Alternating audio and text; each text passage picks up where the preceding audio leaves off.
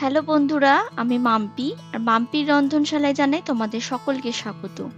আজ আবার একটা ভিন্ন স্বাদের রেসিপি নিয়ে তোমাদের কাছে হাজির হয়েছি। তবে আজকের রেসিপিটা আমাদের সকলের খুবই পরিচিত। আজকে আমি তোমাদের সাথে শেয়ার করব ফুলকপি মটরশুঁটি দিয়ে সাদা আলুর তরকারি। এই সাদা আলুর তরকারি আমরা বাঙালি বাড়িতে প্রায় প্রত্যেকেই পরিচিত। যে কোনো অনুষ্ঠান বাড়ি মানেই সকালের জলখাবারে রয়েছে লুচির সাথে সাদা আলুর তরকারি। আর আজ সেই সাদা আলুর রেসিপি তোমাদের সাথে শেয়ার করব। তাহলে চলো বন্ধুরা, আজকে আর বেশি কথা না বলে আজকে রেসিপিটা শুরু করা যাক। আজকে রান্না করার জন্য যে উপকরণগুলো লাগছে চলো সেগুলো আগে তোমাদের দেখিয়ে দিই। দেখো, এখানে আমি ফুলকপি কেটে নিয়েছি আর দেখে বুঝতেই পারছো ফুলকপিগুলোকে আমি একদম ছোট ছোট টুকরো করে কেটেছি। এখানে আছে আলুগুলোকে আমি ছোট ছোট এরকম ডুমো ডুমো করে কেটে নিয়েছি। এদিকে একটা বড় সাইজের পেঁয়াজকে আমি এরকম ডুমো ডুমো করে কেটেছি। এখানে একটা বড় টমেটোকে কুচি করে রেখেছি। আর এখানে আছে বেশ অনেকগুলো মটরশুঁটি। এদিকে আছে নুন, চিনি, কালো জিরে আর অনেকগুলো চেরা কাঁচা লঙ্কা। আর আজকের এই রেসিপিটা করতে আমাদের লাগবে সাদা তেল। তাহলে এই হচ্ছে আজকে রান্নার উপকরণ। এরপর আমি ওভেনের উপর একটা কড়াই বসিয়ে দিয়েছি। তারপর কড়াইটা ভালো করে গরম করে নিয়ে এখানে দিয়ে দিলাম খানিকটা সাদা তেল।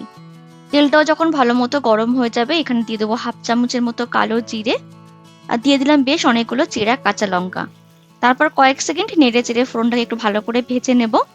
ভাজতে ভাজতে কাঁচা লঙ্কার গায়ের রংটা যখন একটু পাল্টে যাবে এবার এখানে দিয়ে দেবো সবজিগুলো। প্রথমে সমস্ত ফুলকপির টুকরোগুলোকে তেলের মধ্যে দিয়ে দিলাম। তারপর এই সময়তে দিয়ে দেবো ছোট ছোট টুকরো করে কেটে রাখা আলুগুলো। সমস্ত আলু আর ফুলকপি দেওয়া হয়ে গেলে এবার আমি এর মধ্যে দিয়ে দিলাম মটরশুঁটি। তারপর দিয়ে দিলাম স্বাদ মতো নুন।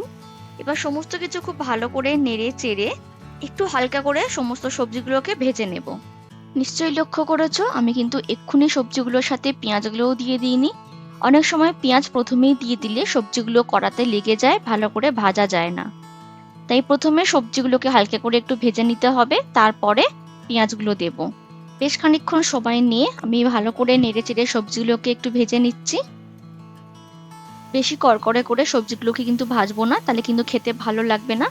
একটু হালকা ভাজা গন্ধ বেরোলেই এবার এখানে দিয়ে দেবো পেঁয়াজের কুচি আর তার সাথে দিয়ে দেবো টমেটো কুচি। এরপর টমেটো আর পেঁয়াজটা খুব ভালো করে সবজির সাথে নাড়িয়ে চাড়িয়ে মিশিয়ে নিয়ে আরো কিছুক্ষণ একটু রান্না করে নেব, যতক্ষণ না টমেটোগুলো একটু নরম হয়ে আসছে। আচ্ছা, এখানে বলে রাখি তোমরা যদি নিরামিষের দিনে বা তরকারিটা নিরামিষ করতে চাও তাহলে পেঁয়াজটা স্কিপ করতে পারো।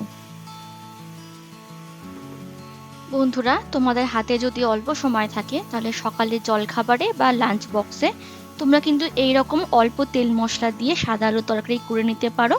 সেটা রুটি, লুচি, পরোটা যে কোনো কিছুর সাথে খেতে কিন্তু দারুণ লাগে। আর বন্ধুরা, আমার চ্যানেলের রেসিপিগুলো যদি তোমাদের ভালো লেগে থাকে তাহলে একটা করে লাইক করে দিও। আর নতুন বন্ধুদেরকে আমার পাশে থাকার অনুরোধ জানালাম। এইদিকে দেখো, আমি খানিকক্ষণ সময় নিয়ে সমস্ত সবজিগুলোকে ভালো করে নেড়ে চেড়ে নিয়েছি। টমেটো আর পেঁয়াজগুলো বেশ নরম হয়ে গেছে। এবার আমি এখানে দিয়ে দেবো জল। এই জলে কিন্তু সমস্ত সবজিগুলো পুরোপুরি সেদ্ধ হয়ে যাবে। তোমরা যে যেরকম ঝোল বা গ্রেভি রাখতে পছন্দ করবে সেই বুঝে জলটা এখানে দিয়ে দিতে হবে। তবে মাথায় রাখতে হবে এই জলেই কিন্তু সমস্ত সবজিগুলো সেদ্ধ হবে। জলটা দিয়ে খুব ভালো করে আমি সমস্ত কিছুর সাথে মিশিয়ে নিচ্ছি। মেশানো হয়ে গেলে ঢাকা দিয়ে মিডিয়াম ফ্লেমে আমি 10-15 মিনিটের জন্য রান্না করে নেব। এতে সমস্ত সবজিগুলো পুরোপুরি সেদ্ধ হয়ে গিয়ে নরম হয়ে যাবে। ফিরে এলাম 10-15 মিনিট পর। এদিকে দেখো জলটা বেশ অনেকটাই কমে গেছে। ভালো করে নাড়িয়ে চাড়িয়ে একটু দেব আর সেই সঙ্গে দেখে নেব সবজিগুলো ভালোভাবে সেদ্ধ হয়েছে নাকি। তোমরা চাইলে খুন্তির মাথা দিয়ে একটু ঘেঁটে ঘেঁটেও দিতে পারো, এতে গ্রেভিটা একটু ঘনও হবে। ঠিক এই সময়তেই নুনটা এবার চেক করে নিতে হবে। নুনের পরিমাণ কম হলে নুনটা এই সময়তে দিয়ে ভালো করে মিশিয়ে নিতে হবে। আর সেই সঙ্গে দিয়ে নিতে হবে এর মধ্যে একটুখানি চিনি। সাদা আলুর তরকারি একটু মিষ্টি মিষ্টি হলে কিন্তু খেতে ভালো লাগে, তাই চিনিটা এখানে অবশ্যই দেবে। চিনিটা দিয়ে খুব ভালো করে আমি সমস্ত কিছুর সাথে মিশিয়ে নিচ্ছি। চিনিটা মেশানো হয়ে গেলে 1 মিনিটের জন্য হাই ফ্লেমে ভালো করে একটু ফুটিয়ে নেব। এতে চিনিটা খুব ভালোভাবে সমস্ত কিছুর সাথে মিশে যাবে। 1 মিনিট ভালো করে রান্না করে নেওয়ার পর দেখো আমাদের আজকে সাদা আলুর তরকারি কিন্তু একদম তৈরি হয়ে গেছে। এবার এটাকে আমি নামিয়ে নেব। তাহলে বন্ধুরা, আমার আজকের রেসিপি ফুলকপি মটরশুঁটি দিয়ে সাদা আলুর তরকারি কিন্তু একদম তৈরি হয়ে গেছে। আর বুঝতেই পারলে এটা বানাতে কিন্তু একদমই তেল মশলা কম লাগে আর সময়ও কিন্তু অত্যন্ত কম লাগে। আশা করছি আমার আজকের রেসিপি তোমাদের সকলের ভালো লেগেছে। আর ভালো লেগে থাকলে একটা লাইক করার অনুরোধ থাকলো। দেখা হবে অন্য কোনো একটা দিন ভিন্ন স্বাদের রেসিপি নিয়ে। তাহলে আজকের মতো এখানেই শেষ করছি। টাটা।